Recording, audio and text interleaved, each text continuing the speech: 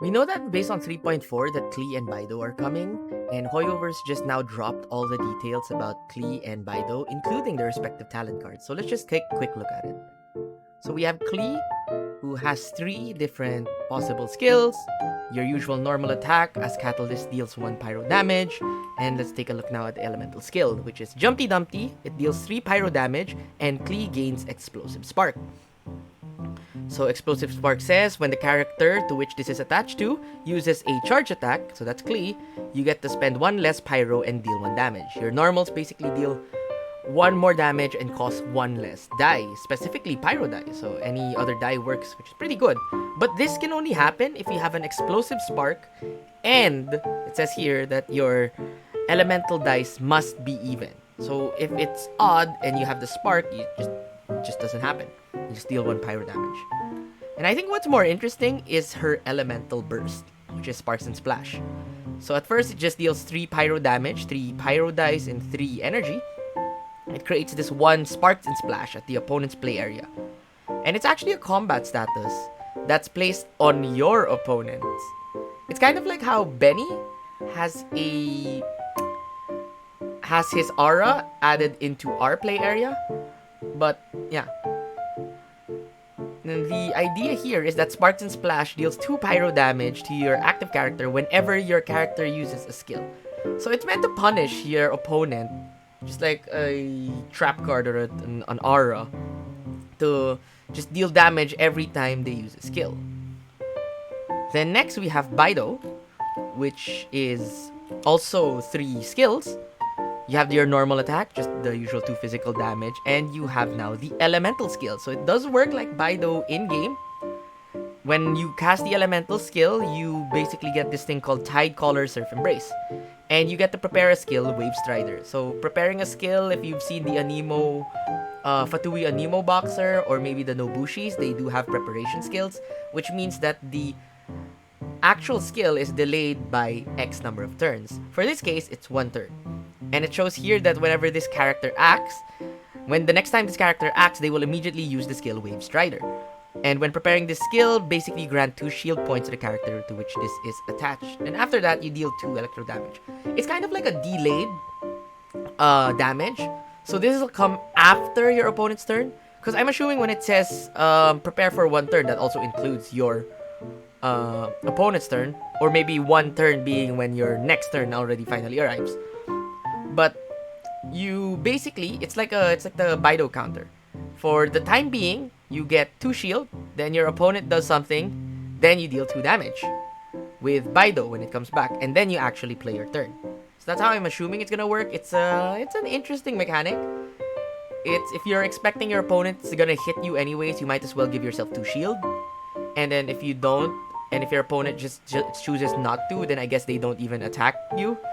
And you still get to deal 2 electro damage. So that's kind of like the idea here. It's like give and take. That's the idea. Then finally, you have the Elemental Burst, which is Stormbreaker, which deals 3 electro damage and creates 1 Thunder Beast Charge. Thunder Beast Charge is after your character uses a normal attack, deal 1 electro damage. When your character receives at least 3 damage, decrease the damage taken by 1. And duration of the rounds is 2. So it kind of functions like a Shingsho Burst, where you deal 1 electro damage after every normal attack instead of 2 hydro. But this one, it says it's round, so it's as long as the Yoimiya. So when you have 2 rounds, it's not like Shingsho where you just count the 3. And it also has the when your character receives at least 3 damage, which also is Shingsho, it decreased the damage taken by 1. So it's just a bit more survivability, I guess. But I think something to note here, it costs as much as like a Kaching Burst. You need 4 Electro Die and 3 energy. So kind of a bit more expensive than the other cards. Then finally, let's go look at their talents.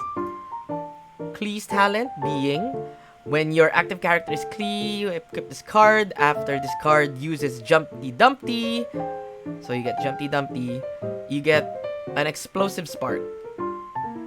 So yeah, basically it just doubles your Explosive Spark. That's pretty much it. Which is not bad.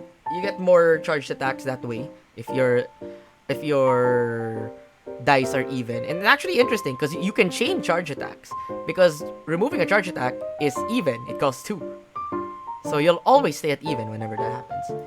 Next we have the Beidou Talent card, which is when your active character is Beidou, equip this card, use Tide Caller 1, so you get this Wave Strider. So whenever Wave Strider happens, if damage is taken while Prepare skill is active, Beidou's normal attacks this round cost 1 less unaligned element. Can be triggered twice. So it's basically an MMR for Beidou if you correctly get the parry. So it rewards you like in game if you get the parry.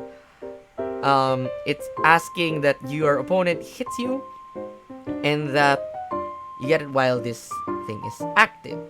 Now for my thoughts on the cards. I think my thoughts on the cards is actually pretty interesting. So Beidou is basically an Electro Shingsho. She will probably see play. I mean, it's interesting how the elemental skill works. You get the delayed effect. So it kind of captivates your opponent to go like, oh, do you want to hit me? Do you not want to hit me? And I'll still deal 2 damage to you, but the 2 damage is not instant. You have those kinds of things coming in. But I think the more interesting thing here is the elemental burst. It's basically extra value. You get Shingsho's burst and damage reduction in 1. But this one is, look, it deals 1 less electro damage. So I'm not sure how effective it'll be. It's now up to just creating how many reactions can we go. Could it replace Kitching or Fischl in the Klee Quick Index? Most likely, I think so. Same with Ganyu SC, but I think Beidou is just gonna be another option for our Klee. That's what I'm thinking the most as we work things out. Because considering how the Cryo and Hydro folks works for Electro Charge and Superconduct, you won't really trigger that as much unless you're running Shingsho plus Beidou. Maybe that'll also work. So we have to just watch out on that one. And then going back to Klee, which I find the burst interesting because it's now something on your opponent's side and it punishes your opponent for always attacking or always casting a skill. So is it a counter to the OTK decks?